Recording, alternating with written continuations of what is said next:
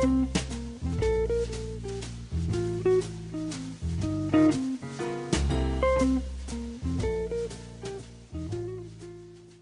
you've ever wondered what a dog thinks, I recommend you read the book Doggy Style. It's a raw, realistic, and somewhat raunchy account of life in New York City through the eyes of Miles, a rather opinionated little dog. We have the author, Jane May, here, along with Miles, who apparently is very protective of Jane, so I'm not going to get too close, to tell us about this book and to properly introduce us to Miles. How you doing? I'm fine. Keep your hands full with him. No, keep your hands. Yeah, keep my hands in place. He's a okay. New Yorker. He has okay. a, you know. He's a New York attitude. He's New York attitude, and he's got trust issues. So, you know, it's like it takes him a while to warm up to people. You found Miles at the ASPCA. They had found him on the streets in the Bronx. Right. Does that mean you are, in fact, an advocate of shelter dogs? Oh, my God, absolutely. Yeah. I mean, the thing is, actually, I've got the North Shore Animal League now looking for a dachshund, a female for me, a puppy, or, you know, like a...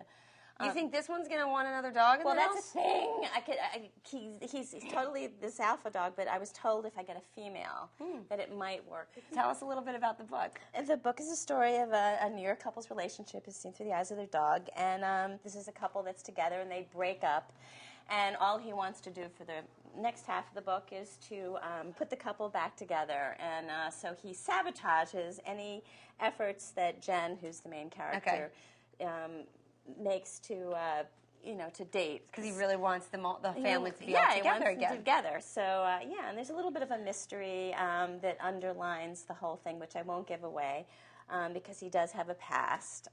Because the couple found him in the ASPCA, but he was originally found in the streets of, like Miles, in the streets of the Bronx. So this is in the dead of winter. Yeah, it's based on truth. Yeah, actually, because when I adopted him, you know, he was the most perfect dog, but when I would take him outside, he'd freak, especially when he would see garbage trucks or any kind of thing. And I wondered, you know, what was his past? Right, and so I sort of, you know, come here, man. So I kind of wove this story, you know, that was trying to figure out, like, how, because he was house trained, he knew tricks, and I just couldn't understand how could a dog like this end up in the pound, except from his, you know, I mean, because he was really weird with strangers and stuff, but.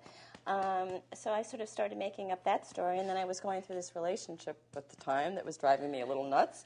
So I often wondered, you know, I can imagine what he was thinking, you know. It's Mom's gone crazy. Yeah, Mom's gone crazy, and she's fighting, and, you know, he'd run underneath the bed when we would start to argue, and then, you know, and then we broke up, and then all hell broke loose when, you know, I started to date other guys, because he was like, no, he's not part of the pack.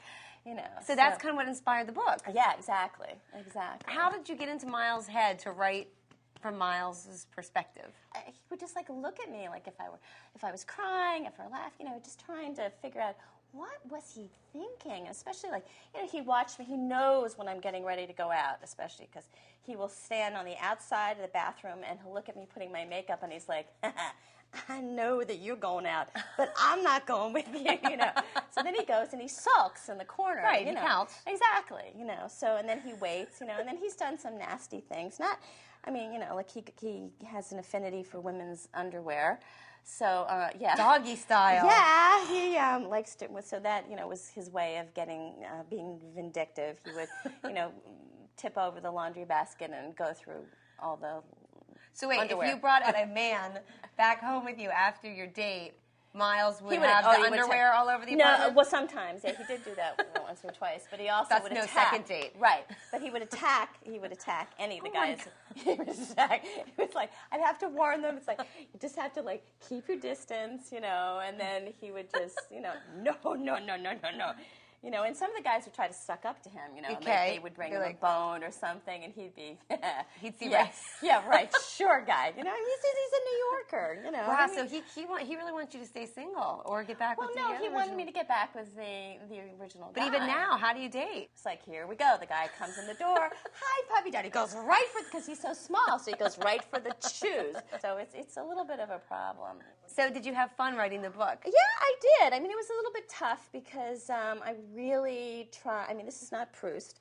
I really tried to stay true to the dog's perspective. It's a really sweet, romantic, raunchy, realistic story.